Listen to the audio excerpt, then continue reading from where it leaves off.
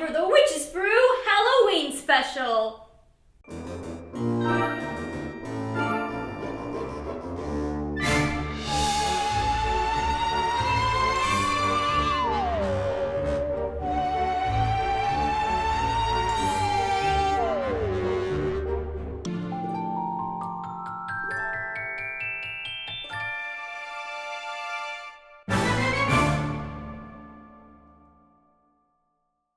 My cauldron has been playing around with some ingredients to make the perfect Halloween, but he's been having some trouble putting them all together.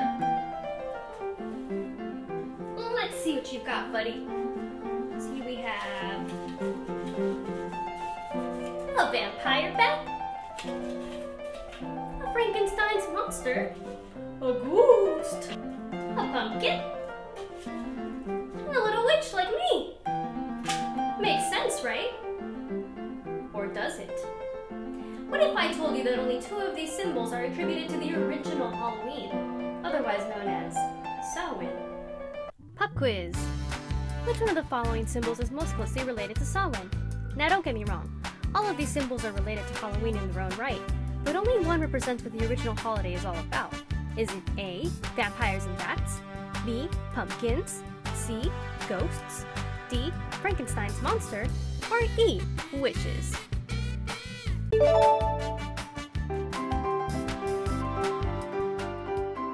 In our pilot episode of Witch's Brew, if you haven't seen that already, check that out right over there. In that episode, we discussed the history of Halloween and its traditions. This year, we're taking a deeper dive and tracing the evolution of Halloween and its meaning. Halloween originates from the Celtic festival of Samhain, which marks the end of summer, the death of summer. The nights get longer, the leaves change color and die. What better night for the dead to return to the earth? The ancient Celts believed that during Samhain, the veil between other realms of existence became thin, allowing for the spirits to come through easily. Ancestors would be honored with altars and food offerings, and while the spirits of the dead were the main focus and cause of celebration, the Celts were wary of evil and inhuman spirits that could mess up their lives, notably their crops. So they held large bonfires where a portion of the crops from the harvest were burned along with animal sacrifices to appease all the spirits. Additionally, they danced around the fire sporting animal heads and skins. That surely must have been quite a sight to behold. Witches have become very popularly associated with Halloween, but they're not so much a symbol, so much as a type of person that celebrates Samhain. There were a lot of people at the time who were counted on for guidance and healing by the Celts. Some were witches, others were known as druids, and all kinds of pagan magic users. When the church sought to convert the Celts to Christianity, they took issue with other spiritual leaders, especially the female ones, and ruined their reputation, branding them as devil-worshipping hags. People learned to fear them, and thus they are spooky symbols associated with Halloween. There's so much on the history of witches that it deserves its own video. For now, let's talk about our guests of honor, ghosts. Stories of ghosts have been with us since ancient times, but it seems as time has progressed, ghosts have become more and more misunderstood, becoming white blobs of what they once were. So about those wispy white blobs, why on earth are ghosts seen this way if they are supposed to be the spirits of dead people? The answer may surprise you. It's the theater, especially the works of Shakespeare. You see, when plays were being put on back in Shakespearean times, they didn't have elaborate effects and makeup, so when a play had a character that was a ghost, there was no way of telling them apart from the living characters. The solution was to have the dead characters appear in their burial shrouds, which look a heck of a lot like white bedsheets. When the tradition of dressing up in costume for Halloween became popular, anyone who wanted to be a ghost would don some white bedsheets and cut out holes for the eyes and mouth. This now adorable image of a ghost was much appreciated by animators when making cartoons about ghosts. It was a simple design that they could easily make their own. But that's all fiction, right? Ghosts aren't real. Are they? In his book, Monsters, An Investigator's Guide to Magical Beings, John Michael Greer talks about there being 2 deaths, the first one being the physical death where your body expires, and the second one being the one where you shed your etheric shell, otherwise known as crossing over. Certain factors may interrupt this process, causing the person to get trapped in between the 2 deaths, therefore becoming ghosts. Furthermore, Greer talks about the different kinds of ghosts and hauntings there are. It would surprise you to know that graveyards are not actually the most common location for hauntings. This is because most people who are interred in graveyards and cemeteries most likely died of natural causes. Unnatural deaths, such as accidents and murders, are what can lead a person to get stuck. If you want to learn more about the different planes of being and other magical beings, be sure to check out John Michael Greer's book. It's absolutely fascinating and it will open your mind to all the possibilities of the world around us. Link will be in the description. Typically, when we think of graveyards, we think of creepy places teeming with ghosts. According to Greer, this is not typically the case, at least not for very long. Our first type of ghost is a graveyard specter. These are the ghosts of people who have just been buried and only remain for a few days or weeks, most likely until they cross over. They typically hover around their own grave and very rarely speak. Another type of temporary ghost is a transitional ghost. These are the ghosts of people who have just died at the time of their appearance. These ghosts typically appear to say goodbye or relay a brief message. Sometimes they might just say the name of the person they are visiting. These encounters only last, typically, a few minutes. A purposeful ghost is the kind of ghost that returns because it has a specific purpose that it must take care of, such as relaying an important message, or worse, revenge. Vengeful ghosts are highly dangerous and won't stop until its victim is, well, dealt with. And now for the most famous kind of ghost. As Greer himself puts it, the most spectacular kind of ghostly phenomenon, entity hauntings. These are the kind of ghosts that will haunt a particular place for an extended period of time. Entity hauntings are typically a result of violence, madness, or other forms of tragedy. These ghosts will usually haunt the places where they died. What is truly amazing about these kinds of apparitions is that they seem to have a personality and ability to think and manipulate their surroundings. Still not convinced that ghosts are real? Well, check out some of these pictures of ghosts that AJ and I have encountered on our many visits to haunted locations. Now you're probably wondering, what kinds of ghosts are the ones in the pictures? Well, here's my theory. I believe they are all entity hauntings, and here's why.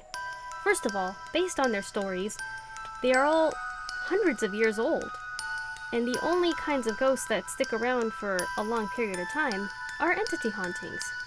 Not to mention that based on all of their stories, they all died in tragic ways. So that's my theory, but let me know what you think in the comments. Pretty cool pictures, huh? Still not convinced? Well, then maybe you want us to go more in depth about these haunted places. Let us know in the comments or give us a like if that sounds like a plan to you. It's pumpkin time! Oh, hey, pumpkin! We love pumpkins. They're everywhere during Halloween, mainly because they're a harvest crop. That's also why orange is one of the main colors of Halloween. So tell me why, then, the first jack-o'-lantern was a turnip? Yes, that's right. Turnips and other vegetables and gourds were used for lanterns, sometimes with cute designs just for lighting, but during Samhain, scary faces would be carved to ward off evil spirits, along with wearing scary masks and disguises. But the name jack-o'-lantern comes from an old Irish folktale, the story of Stingy Jack. Jack was, by today's terms, a con artist, and one day he invited the devil for a drink, and to get out of paying, he convinced the devil to turn himself into a coin. But then Jack kept the coin in his pocket next to a silver cross, preventing him from changing back. Eventually, he freed the devil in exchange for leaving him alone for 10 years. But then Jack tricked the devil up a tree with some fruit, and carved a cross into a trunk, trapping the devil once again, and wouldn't let him down unless he promised he would not be disturbed for another 10 years and ultimately not claim his soul. When Jack died, he was not allowed into heaven because, obviously, and the devil would not let him into hell because of their deal, and because at this point he wanted nothing to do with Jack, and gave him only a burning coal to light his way. Jack put the coal in a carved-out turnip and would wander the earth for all eternity.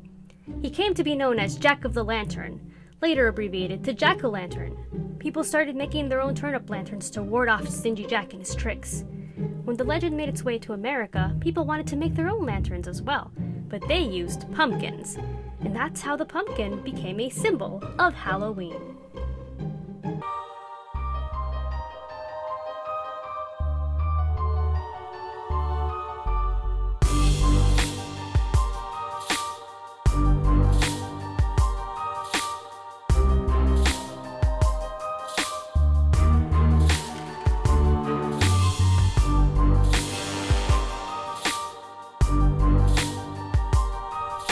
starting to realize that a lot of Halloween traditions involve doing weird things with produce. Do you remember our pilot episode when we bobbed for apples? Why the heck do we do that? Well, you know how Samhain is the time when the spirits of the dead return? Well, many women would use this opportunity to consult said spirits and figure out who their future husbands were going to be. Now, how does this tie into apples, you might ask? Well, if you've ever cut an apple in half, you'll notice that the seeds form a star, otherwise known as a pentagram. And in Celtic culture, pentagrams are a symbol of fertility. So naturally, the women would have seen it as a divination tool, and therefore many apple-related games were played to try to find their mates. The Bobbing for Apples game is one in which originally men would have assigned apples, and the women would try to retrieve them from the water or where they hung from a tree. Similarly, the Romans honored the goddess of fertility Pomona with a similar festival, and hopefully I'm pronouncing this right, it's called Feralia, in which apple-based games were also played. Pomona's symbol is, of course, an apple. But we already bobbed for apples the old-fashioned way. I think it's time to take things to the extreme. Welcome to Extreme Bobbing for Apples! So what we're gonna do is I'm gonna throw this bowl of apples into the pool, and then AJ and I will each have 1 minute to retrieve as many apples as possible. The only rules are, we only can use our mouth to retrieve them, just like in regular bobbing for apples. However, we also can only use our legs to swim. Our arms have to be behind our back. Are we ready? Then let's get those apples! 3, 2, 1, apple.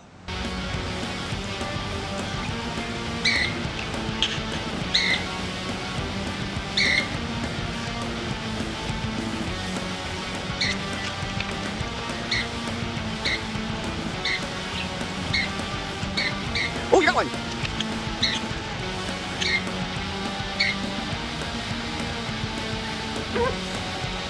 Here, Here.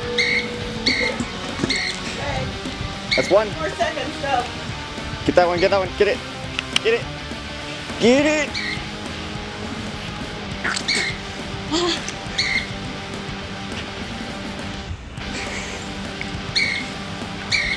1 minute. Oh, that's it.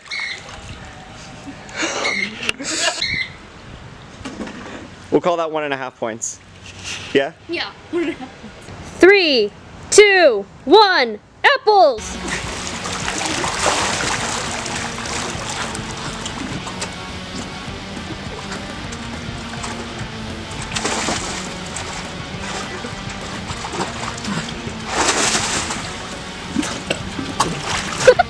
That broke it. 40 seconds.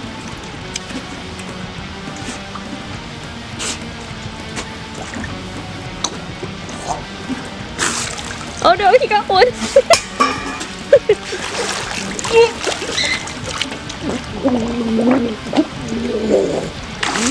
Oh my god! I'm gonna have to drink vinegar. Time.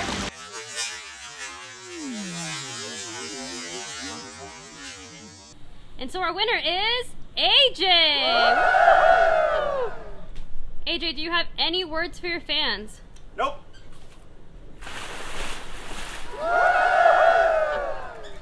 Engage your apple core. Oh, hi!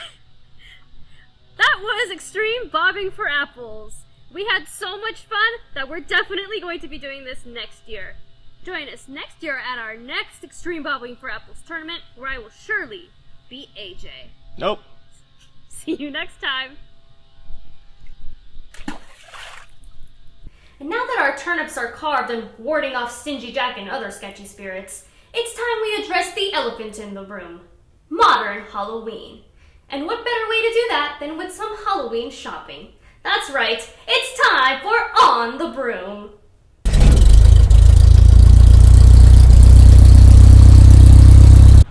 When stores go out of business and die, one store comes to replace them all. The one store dedicated to celebrating the holiday all about death. We're here, at Spirit, to uncover the modern meaning of Halloween. Join me.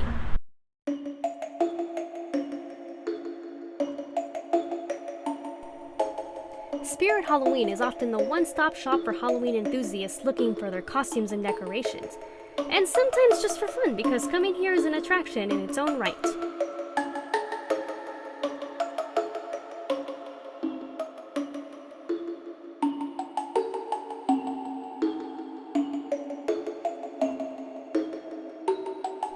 Upon exploring, we saw the obvious: scary masks and backyard animatronics meant to scare and terrify.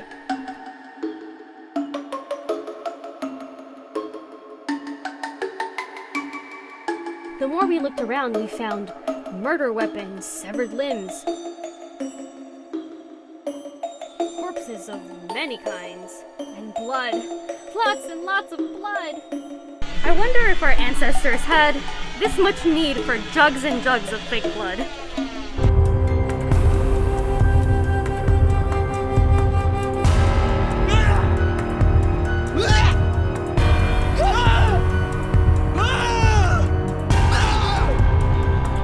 There's a lot of gore to this place.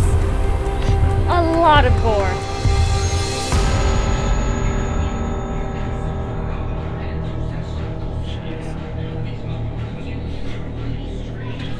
Blood, anyone?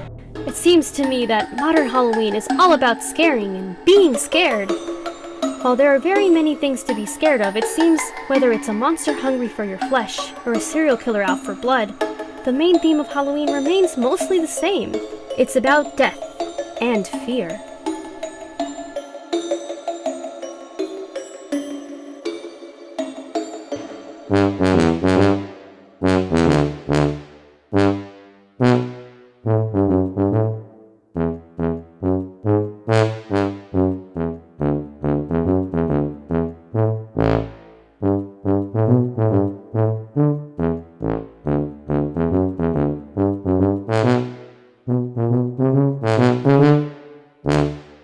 Wow, some of these costumes I'm seeing are really ridiculous.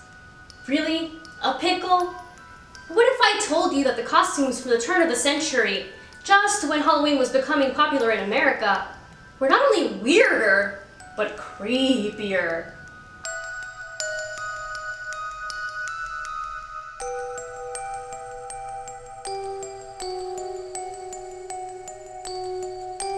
Well, if that doesn't get you in the Halloween spirit,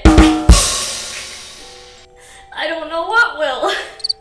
But I think I've finally traced what transformed old Halloween into new Halloween, and the answer is fear. Specifically, fear of death. The 1800s were, sadly, a time where people were often surrounded by death, as were their ancestors. But the people of this time were obsessed with it. Victorians dealt with death through the use of memento mori photography. Memento mori means simply, remember, you shall die. These photographs were a means of remembering one's mortality, but also to keep the memory of their loved ones alive. In these last two pictures, we see an example of how the Victorians propped up their dead, posed them with their favorite things, and painted the eyes to appear alive, or at least closed them to appear asleep. The obsession with death is reflected also in the literature of the time. Mary Shelley's Frankenstein pondered the possibility of advances in science making it possible to bring back the dead, and the horrific implications of such an endeavor. A misunderstanding of the dying process on the human body and of ancient vampiric folklore caused a vampire panic that inspired Bram Stoker to create Dracula, an undead blood-drinking fiend who would kill you or condemn you to his undesirable conditions. These are just a couple of examples of how fear and death made the horror genre popular, along with motion pictures, and created a fascination with scary stories and being scared.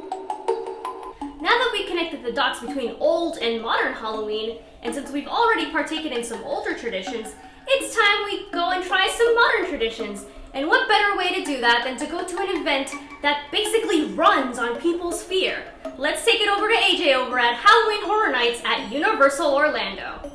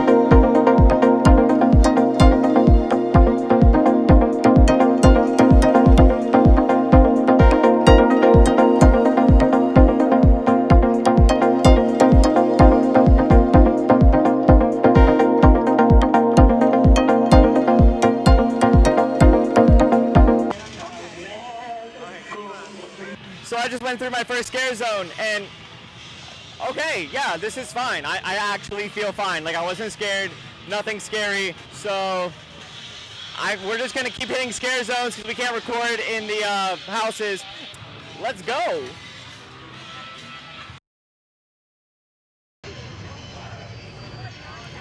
My journey into the unknown began rather well, and as I traversed the different scare zones, I realized something. I wasn't getting scared. I don't know if it's my natural bad boy candor or the fact that I was being recorded, but for some reason, every actor treated me like I was walking through Rock Tunnel with nothing but max repels. While walking through, I noticed that there were plenty of actors poised to scare me, but maybe I was off their timing by a second, because I would just simply pass by them with hardly even a boo. Now, I get it. A lot of these open-air scares are right place, right time, but still, I went through each of these scare zones multiple times, and, well, after a while, it kind of felt personal. That said, I would like to take a moment to really appreciate the costume and design of these zones. I think it's great that a range of horror is taken, from the robotic freaks of the Seek and Destroy to the swampy creatures of Gorewood Forest, which, by the way, definitely my favorite. It seemed like there was something for every kind of horror fanatic. But anyway, at this point of the night, only one gauntlet was left for me to conquer, and by now, I was feeling pretty sure of myself. Alright, so this is going to be the last scare zone. I haven't gotten scared yet. I think it might be me, but we'll find out, hoping for a scare. Let's go! As I trudged forward through this amalgamation of frights, for the first time in my entire night, I actually felt calm. Seeing what came before, analyzing how other people were getting scared, I was, dare I say, confident. This last scare zone, lights, camera, action, was going to be a breeze. I knew what I was up against, and nothing, nor no one, could affect— So close. I was handed to my fellow top hat lover. She did a fantastic job. And while I'm pretty sure I needed to go to the little vlogger's room, a sense of euphoria hit me. I got scared. I had a laugh, and everything was fine. Slowly, everything started to come together. And at least I knew that one actor knew how to come after— Oh, there she is again, I don't like it! Ah. I think I get a little bit more. It is exhilarating, but like, I wish there was more people coming after me. And I've been told that like years past have been different, and that like there are more people and they're actually trying to like come at you more, and there's more like going on. So because of what's going on, I understand, and I think because of that, I'm excited to see almost like the more intense version. So I think I will be back next year. But I'm not the only person whose opinions matter, so I'm going to go out and find some people and drag them back over here and see what they really think. Okay, so I have my friend Ash with me. She's been with us all night, but still, when I texted you, you were like, yeah, I'll come. So what brings you to HHN? I just like how Universal takes different concepts like Beetlejuice or Haunting of Hill House and turns them into scare houses or scare zones or whatever they do. And I just want to see how their vision comes to life with that and like get to experience it myself beyond the TV. Cool. So it really is more about like just like immersifying yourself into the movies that you like watch. That's cool. Yeah. Nice. Yeah. Let's go find some strangers. Yeah. Hi guys, so I'm just kind of like wandering around. This is my actually first time at HHN. I'm really enjoying it so far, but it kind of looks like you guys are probably more so like veterans, would you say? This is like my third time. Okay. Yeah. So what keeps you guys coming back? The special effects, it's a lot of fun. I really like looking at everything, like all the art that goes into it, and it's fun to be scared. Same thing. I love Halloween, and every day is Halloween basically. But basically came here for the Texas Chainsaw House and the Bride of Frankenstein one, but whatever's attractive. That's right? Yeah, attractive. Whatever's attractive at the time when it comes out. Yeah, sure. Like, one year I didn't come because I didn't think any of them were that great, but Okay. this one, I mean, most of them look fun. So at least it's something different to look forward to Yeah, and every we year. come here for the corn dogs and the green drinks, the whole $30. You know? I like pretzels. You like pretzels? You come for the pretzels? Pretzels are good. Do you guys have a favorite house this year? Yeah, Wicked Growth, Realm of the Pumpkin. That's the one. I haven't done that one yet. Oh, okay. But so far, I like the Bride of Frankenstein house. That's a cool one. What about you? I like pretzels. Well, there we go. Wicked Growth, Bride of Frankenstein, and pretzels. Thank you guys so much. We really appreciate it. Leaving this wonderland of whack jobs, I felt older, wiser, more wet in the pants area. And I knew that even though Halloween Horror Nights got me this year, I'll be back, ready to accept and have fun with my fears. I just hope chainsaw's on a regular part of these things. Back to you, Ollie. Well, thank you, AJ, for that amazing segment. And thank you for facing your fears for us. Everyone give AJ a round of applause. Well, that just about wraps things up for this Halloween special. But remember, no matter what version of Halloween you like, old or new, or maybe you just love Halloween, remember to celebrate your ancestors and face your fears. And remember, as a special favor to me, stay spooky all year, man. And have a happy Halloween from all of us here at Witches Brew.